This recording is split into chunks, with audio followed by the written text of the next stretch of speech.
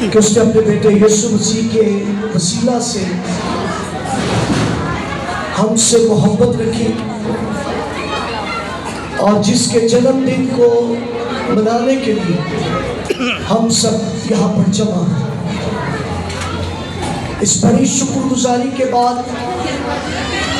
میں کیونکہ مجھے جو مختصر سا وقت ملا ہے اس پہ کلام کی خدمت کرنا چاہوں گا۔ آفیشلی تھینک یو کرنا چاہوں گا پاسٹر سرفراز، ان کی فیملی، ان کی ساری منسٹری، کلیسیا اور میرے تمام موسس خادمین جن کی موجودگی میں کلام خدا کی خدمت کا مجھے موقع دیا گیا۔ آئیے اپنی اصلاح کے لیے لوکا کی انجیل باب نمبر 2 اور اس کی 8ویں آیت سے 11ویں آیت تک خدا کے کلام میں سے سنیں گے تاکہ ہم جان سکیں کتاب مقدس میں سے لوکا کی انجیل دوسرا باب اس کی 8ویں سے 11ویں آیت تک کلام خدا میں لکھا ہے۔ اسی علاقہ میں چرواہے تھے جو رات کو میدان میں رہ کر اپنے غلہ کی نگہبانی کر رہے تھے، اور خداوند کا فرشتہ ان کے پاس آ کھڑا ہوا اور خداوند کا جلال ان کے چوگرد چھپکا اور وہ نہایت ڈر گئی۔ مگر فرشتہ نے ان سے کہا، ڈرو مت، کیونکہ دیکھو میں تمہیں بڑی خوشی کی بشارت دیتا ہوں جو ساری امت کے واسطے ہوگی، کہ آج داؤد کے شہر میں تمہارے لیے ایک منجی پیدا ہوا ہے، یعنی مسیح خداوند۔ خداوند کا کلام ہم سب کے لیے زندگی، برکت اور تربیت کا باعث ہے۔ آمین۔ ہم سب جانتے ہیں کہ ہم یسوع کے جنم دن کو منا رہے ہیں،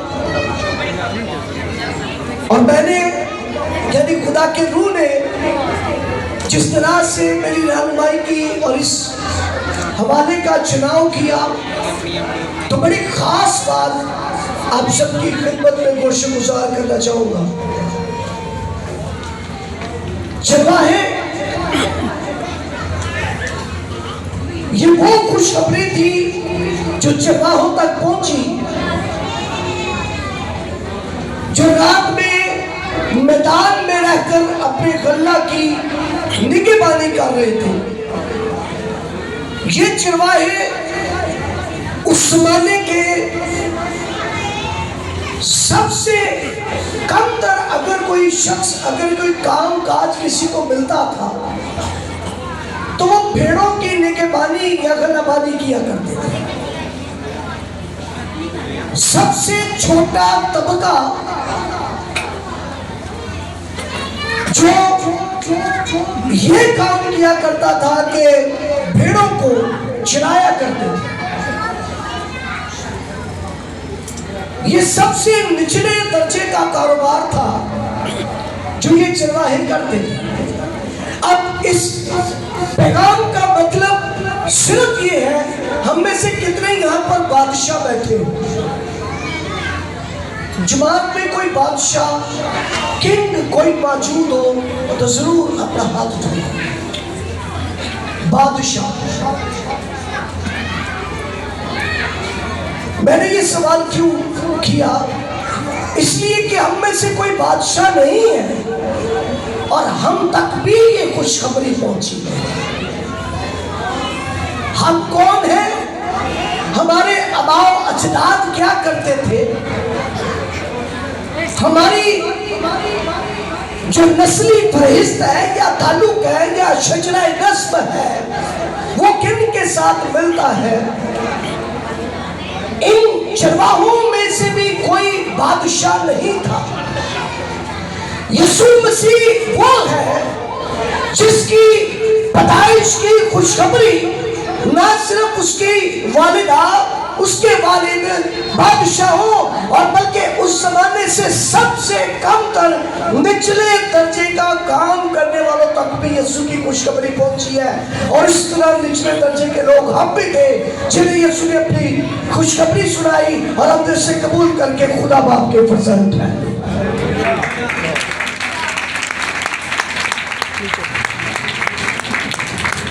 اب جب فرشتہ نیچے ان کے پاس آ کر کھڑا ہوا اور خداوند کا بڑا جلال ان کے چوکے پہ چمکا۔ میں جلال کے تعلق سے آپ کو بتانا چاہتا ہوں، یہاں پہ جلال کے چمکنے کی بات ہوئی۔ میرے نہایت قابل احترام خدام یہاں پہ موجود ہے، یہ خوب اس بات کو سمجھتے ہوں گے۔ کئی بار تم ہم دعا کرتے کہتے ہیں خداوند تجھے جلال دیتے ہیں، ایک ہی لفظ ہے، بائبل اس کی 2 سے 3 طرح کی تشریح کرتی ہے۔ یعنی خدا کو جلال دینا اور خدا کے جلال کا ظاہر ہونا، یہ 2 فرق باتیں ہیں۔ اور یہ تیسری بات انجیل کے اندر لکھی ہے کہ ان کے چوگرد خداوند کا جلال جو ہے وہ چمکا۔ تو ان تینوں کے مختلف معنی کلام خدا جو بیان کرتا ہے۔ جلال دینا کچھ اور ہے اور جلال کا ظاہر ہونا کچھ اور ہے۔ اور جب یہاں پر جلال کے چمکنے کی بات کرتے ہیں یا کلام کے اندر یا انجیل مبارکہ میں موجود ہے تو اس سے مراد ہے اس کے نور کا چمکنا اور ایک ایسی روشنی ان چرواہوں کے چوکٹ ہونا کہ ایسی روشنی اس سے پہلے دنیا میں کبھی دیکھی نہ گئی۔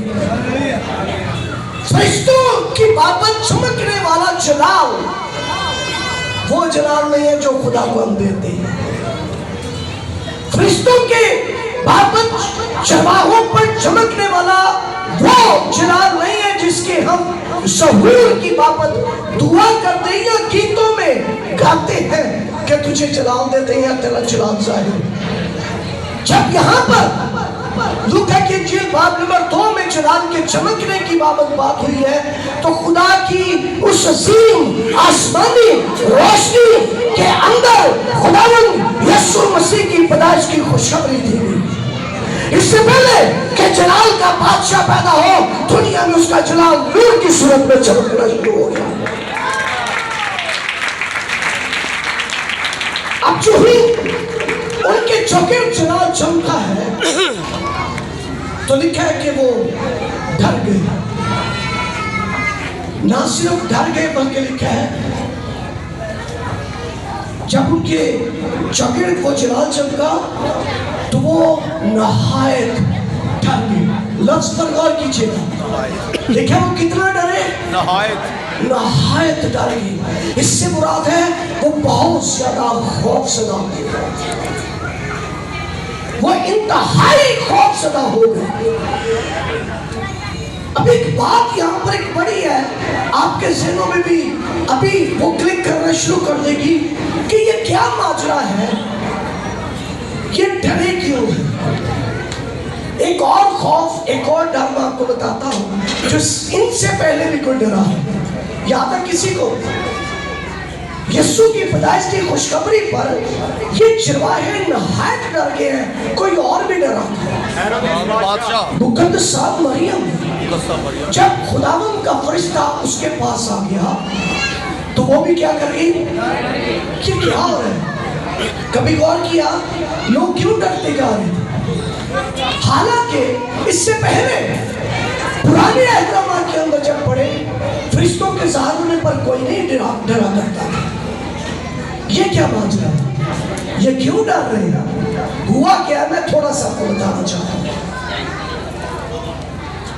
پرانے احکامات میں ملاکی پیدائش کی کتاب سے ملاکی نبی کی کتاب تک کا جو عرصہ ہے اس میں خدا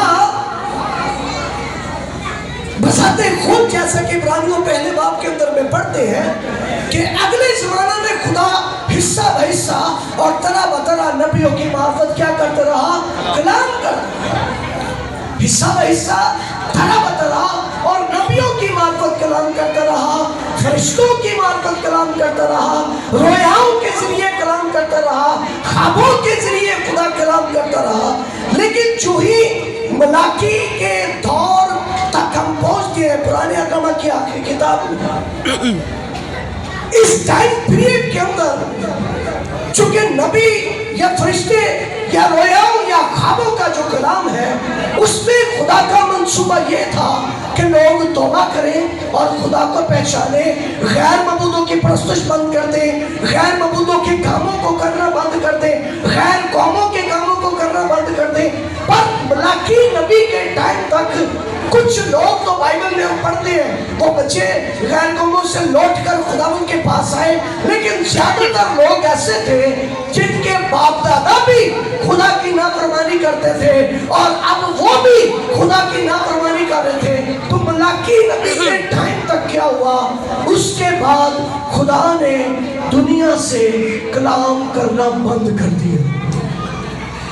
ملاکی نبی کے بعد خدا نے دنیا سے بولنا بند کر دیا تھا۔ تقریباً 450 سال تک یہ سلسلہ رہا۔ 450 سال تک خدا نے کوئی کلام اس زمانے کے ساتھ نہیں کیا۔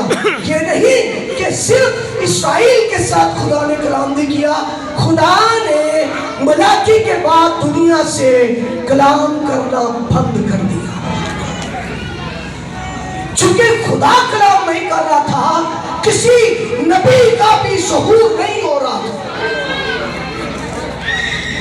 چونکہ نبیوں کا ظہور نہیں تھا، اس لیے خدا نہ خوابوں میں کلام کر رہا تھا، نہ رویاؤں کے اندر خدا کلام کر رہا تھا۔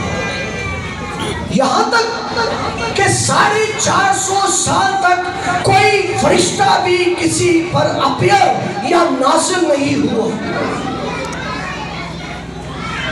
ان 450 سال میں نہ خدا نے کلام کیا، نہ کوئی رویا ظاہر ہوئی، نہ کوئی خواب میں کلام کیا گیا، اور نہ ہی کسی فرشتے نے آ کر کسی سے کلام کیا تھا۔ عرصہ گزر گیا تھا۔ جو ہی ملاکی کی کتاب کے بعد نئے احکامہ کے اندر ہم داخل ہوتے ہیں، متی کی انجیل کا آغاز ہوتا ہے اور مقدسہ مریم سے کلام ہوتا ہے، تو وہ ڈر جاتی ہے کیونکہ عرصہ 450 سال ہو گئے ہیں، ان کے باپ دادا نے فرشتوں کی آواز نہیں سنی ہے۔ مقدسہ مریم سمیت اس زمانے کے آباؤ اجداد گزشتہ 450 سال سے کسی فرشتے کی آواز نہیں سنی، اور مقدسہ مریم کے لیے بھی فرشتے کا اپیئر ہونا، نازل ہونا، ظاہر ہونا کسی خوف سے کم نہیں تھا۔ اور اسی وجہ سے یہ چرواہے بھی، کیونکہ انہوں نے بھی گزشتہ 450 سال سے، یہ تو نہیں، ان کے آباء و اجداد بھی، ان کے فور فادرز یا ان کے باپ دادا نے بھی فرشتوں کے ذریعے کلام نہیں سنا تھا۔ خدا گزشتہ 450 سال سے خاموش ہے۔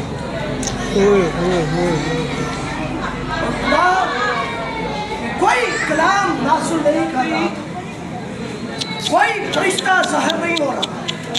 اسی وجہ سے مقدسہ مریم بھی ڈر گئی